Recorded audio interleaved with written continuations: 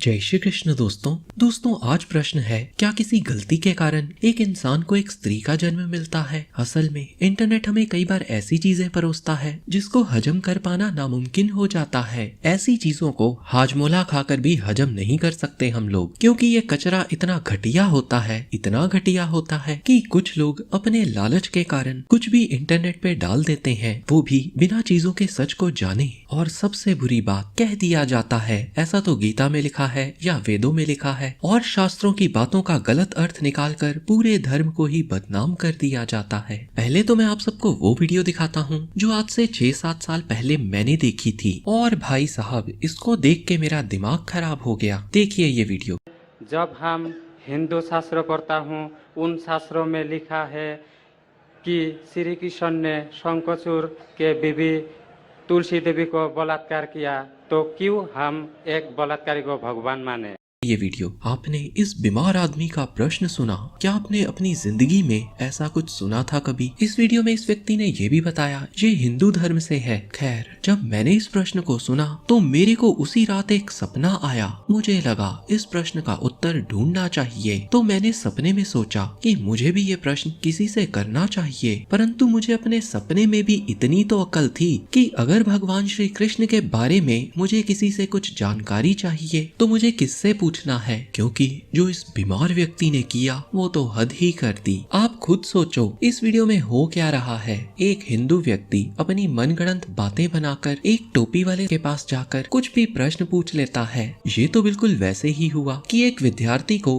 History का doubt है और वो मैथमेटिक्स के टीचर के पास हिस्ट्री का प्रश्न पूछ रहा हो। मुझे कम से कम तब भी इतनी तो समझ थी कि अगर इस बेतुके प्रश्न को करना ही है, मेरा मतलब है वैसे तो ये प्रश्न ही गलत है, पर फिर भी अगर करना है तो वो किससे करना है? अगर पूछना होगा तो इसका उत्तर वो व्यक्ति सच में दे सकता है जो टोपी तो छोड़ो, जिसने बाल भी त्याग दिए हों और एक छोटी सी चुटिया रख ली हो। कहने का मतलब है इस मूर्ख प्राणी ने अगर ऐसा प्रश्न करना ही था तो कम से कम किसी हिंदू धार्मिक गुरु या पंडित से ही पूछ लेता, पर नहीं, इसने तो चलो छोड़ो इसको। हम बात कर रहे थे मेरे सपने की, तो मैंने अपने सपने में एक ऐसे विद्वान को ढूंढ लिया जिनसे मैं ये प्रश्न कर सकता था। तो मैं सपने में इनके पास पहुंच गया, क्योंकि डाउट अगर इतिहास के प्रश्न में है तो इतिहास के टीचर से ही प्रश्न पूछो ना भाई। तो मैं पहुंचा इन ब्रह्मचारी जी के पास और मैंने बड़ी हिम्मत जुटाकर यही प्रश्न इनसे कर दिया। तो पहले तो ये मुस्कुराए, फिर इन्होंने अपनी जेब से कुछ पैसे निकाले और मुझे पकड़ा दिए। मैं बड़ा ही खुश हुआ,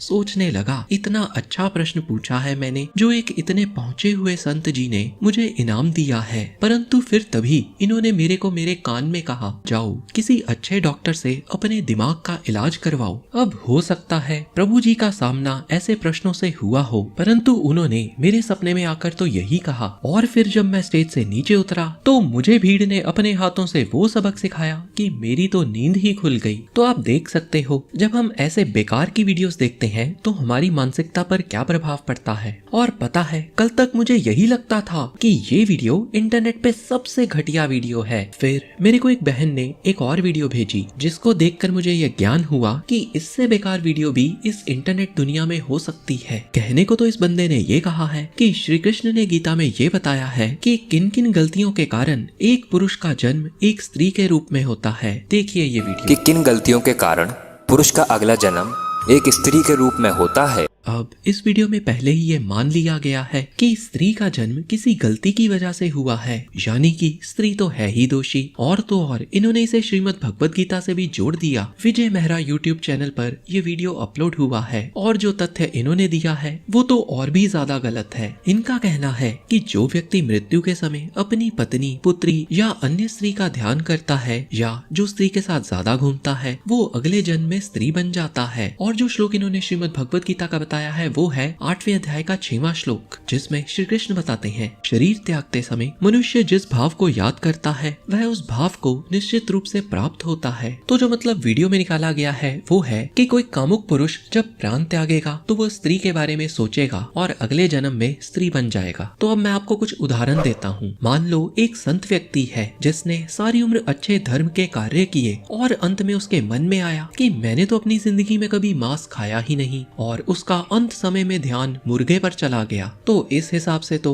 उसका अगला जन्म मुर्गे अर्थात चिकन के रूप में मिलेगा। और जब ये संत प्रवृत्ति का व्यक्ति ऊपर भगवान के पास जाएगा तो इसको ऊपर यमदूत कहेंगे, देखो तुमने सारी उम्र चाहे भगवान का नाम लिया परंतु अंत में तुम्हारे मन में मुर्गी का ख्याल आया, इसलिए अगले जन्म में तुम्हें मुर्गी के रूप में जन्म लेना होगा। यहाँ तक भी कोई दिक्कत नहीं है। चलो मान लो ये संत प्रवृत्ति का व्यक्ति बहस में पड़ जाए कि ठीक है आप मुझे मुर्गी बना के अगला जन्म दो परंतु अंडा मत बनाना, क्योंकि मेरा ध्यान अंडे की तरफ तो नहीं गया। अब आप मुझे सीधा मुर्गे का ही जन्म दे सकते हो, अंडे का नहीं। आप लोग भी ये सोचो कि अगर एक व्यक्ति मरते समय अंडे के बारे में सोचे और दूसरा व्यक्ति मुर्गे के बारे में सोचे तो इस हिसाब से तो भगवान ही कंफ्यूज हो जाएंगे कि किस रूप में अगला जन्म करना है, खास करके उसका जो मुर्गे के बारे में सोच रहा है। और तो और एक शराबी व्यक्ति मृत्यु के समय क्या सोचेगा शराब के बारे में, तो क्या वो अगले जन्म में शराब बन जाएगा? नहीं, इन उदाहरणों से स्पष्ट है वो वीडियो पूरी तरह भ्रमित कर रही है और गलत है। असल में इस श्लोक का सही अर्थ है, जब एक व्यक्ति प्राण त्यागता है तो जो भी उसने सारी उम्र किया होता है वो उसकी आंखों के सामने आता है। अगर एक कामुक व्यक्ति प्राण त्यागेगा तो निसंदेह वह उदास होगा और वो सोचेगा कि उसने उस लड़की के साथ बुरा किया। अंतिम समय में वो अपने पापों के बारे में सोचेगा। इसी प्रकार शराबी व्यक्ति भी अपने द्वारा किए बुरे कर्मों के बारे में सोचेगा। और ये तो हो ही नहीं सकता कि जब एक व्यक्ति सारी उम्र भगवान का नाम ले तो वो अंत समय में मुर्गा या अंडे के बारे में सोचे, क्योंकि एक व्यक्ति जो सारी उम्र करता है मृत्यु के समय वही उसके सामने आता है। अच्छा सोचो, आज कोई व्यक्ति सोचे कि अभी छोड़ो मैं मृत्यु के समय भगवान का नाम लूंगा क्योंकि गीता में लिखा है अंत समय में भगवान का नाम लेने से मोक्ष मिलेगा, तो क्या वो ऐसा कर पाएगा? नहीं। जो उसने जीवन भर किया अंत समय में वही उसके ध्यान में आएगा।